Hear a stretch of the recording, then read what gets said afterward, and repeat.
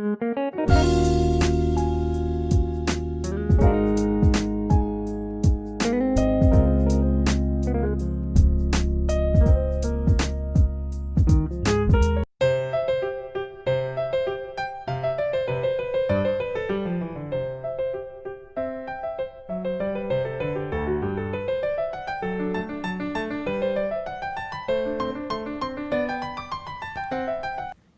halo Kak Jafira, selamat malam. Jadi saya ingin menjawab pertanyaan Kak Jafira.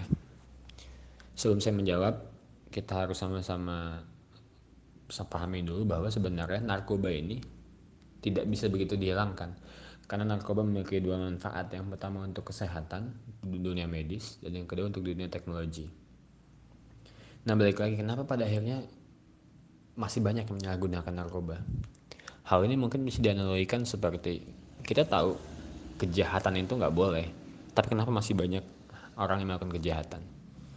Nah, balik lagi kepada penyalahgunaan narkoba. Yang pertama, yang bisa saya simpulkan dari pengalaman saya menyuluh atau bertemu dengan teman-teman penyalahguna, ini masih tingginya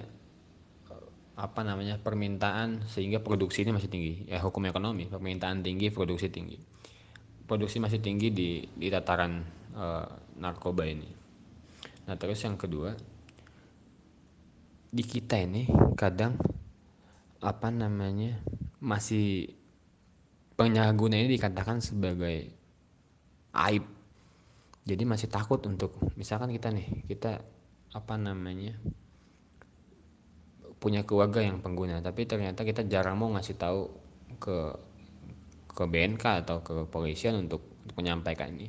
Nah, pada akhirnya kan kalau dia terus-terusan menggunakan juga bisa menimbulkan uh, jaringan-jaringan baru yang semakin banyak. Jadi ketika kita punya, ya amit-amit ya, kita ada orang terdekat yang punya apa namanya penyalahgunaan narkoba, itu jangan dijadikan aib atau jangan dijadikan sebagai, ya tadi, aib lah. Toh dilaporkan aja ke BNK atau kepolisian. Dan yang ketiga, kita masih rendah, masih kita masih cukup apatis untuk orang lain. Oke, kita nggak pakai narkoba, selesai di situ.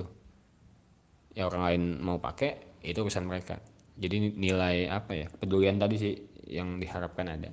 Nah, mungkin Zafira 3 poin itu yang sedikit di pengantar untuk Zafira, nanti kalau ada kurang kurang puas bisa di Japri atau mungkin bisa ke Kang Fajar untuk diskusi lagi. Makasih Jafira. Halo Gabriela. Keren pertanyaannya. Mungkin saya akan jawab tidak pada tataran dunia medis ya, tapi lebih ke narkobanya. Iya, ini bisa jadi ketergantungan pada akhirnya. Jadi ketika apa namanya siapa tadi, Kak Gabriela pusing, Kak Gabriela mual, itu harus minum obat A misalkan, itu ketergantungan, itu kecanduan dan sebagainya. Nah, tapi kalau untuk pertanyaannya apa namanya harus gimana nih ngatasinnya, itu saya bukan bidangnya, bukan bidang di dunia kesehatan dan sebagainya, jadi mohon maaf, mungkin nanti akan saya gali lebih lanjut, dan kalau saya tahu saya bisa kabarin ke Gabriela. Tapi secara intinya itu adalah bentuk ketergantungan terhadap obat. Ya, terima kasih banyak Kamunita dari Universitas Aisyah Yogyakarta. Wah, ibu-ibu Aisyah nih. Ya, ciri-ciri seorang dikatakan sudah selesai untuk direhabilitasi. Jujur saya tidak cukup kompeten untuk menjawab pertanyaan ini, karena ini rehabilitasi ini kan ada tim medisnya, tim dokternya yang mengatur pola hidup, pola pakai narkoba tadi. Karena gini, di rehabilitasi pun kalau untuk awal-awal yang rehabilitasi inap yang sudah sangat parah, tetap akan diberikan obat-obatan itu, tapi dalam dalam dosis yang diatur oleh tim dokter. Nah, tapi kalau bagaimana ciri-ciri sembuh, saya rasa saya belum, tadi balik lagi, saya belum cukup kompeten untuk itu. Tapi saya pikir saya selalu sampaikan bahwa mohon maaf ketika di sini ada atau ada keluarganya yang pernah menyalahgunakan. Narkoba ini kan yang menyerang saraf. Dia mungkin bisa pulih, tapi nggak bisa sembuh. Dia akan gampang teringat ketika dia dia balik lagi ke tempat dia pernah pakai mungkin, atau ke dunia yang dia pernah pakai narkoba, atau ke lingkungan itu. Jadi mungkin ketika direhabilitasi dia bisa pulih, tapi untuk sembuh mungkin, jika dia nggak kembali lagi ke tempat-tempat yang pernah dia pakai narkoba, mungkin akan nggak pakai. tapi gampang teringat pada akhirnya. Jadi mungkin direhabilitasi pun hanya pulih.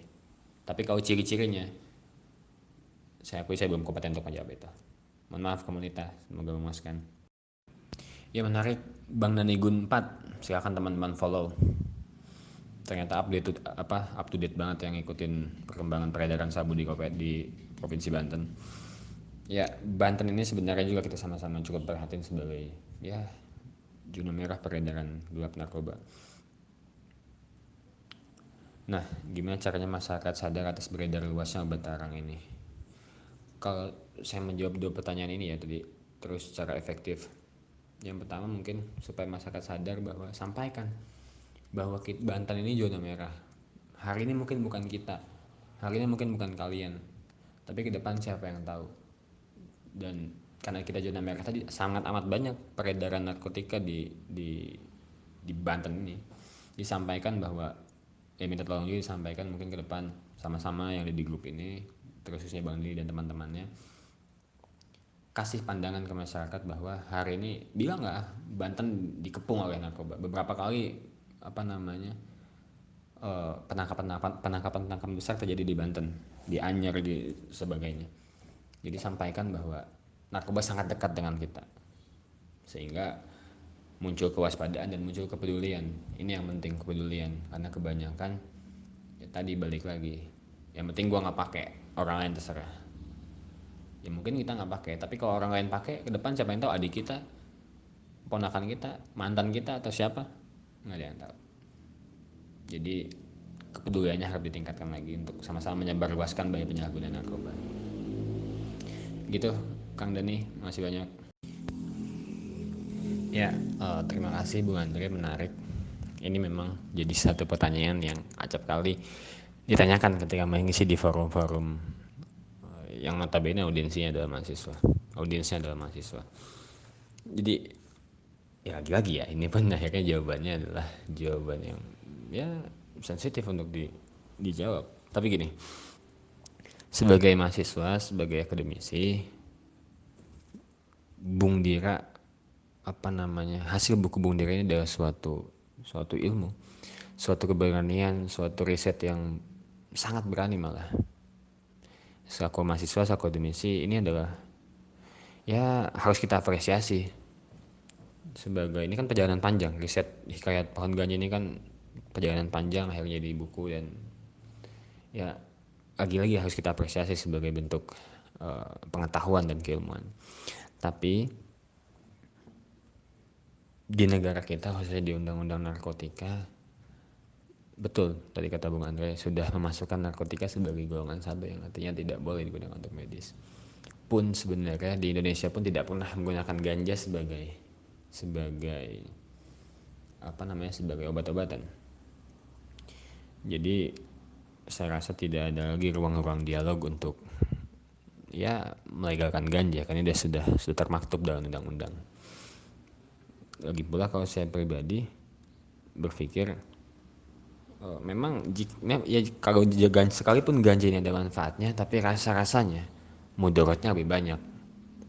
Ya, baik lagi, sekalipun ganja ini ada manfaatnya, tapi rasa-rasanya mudaratnya lebih banyak.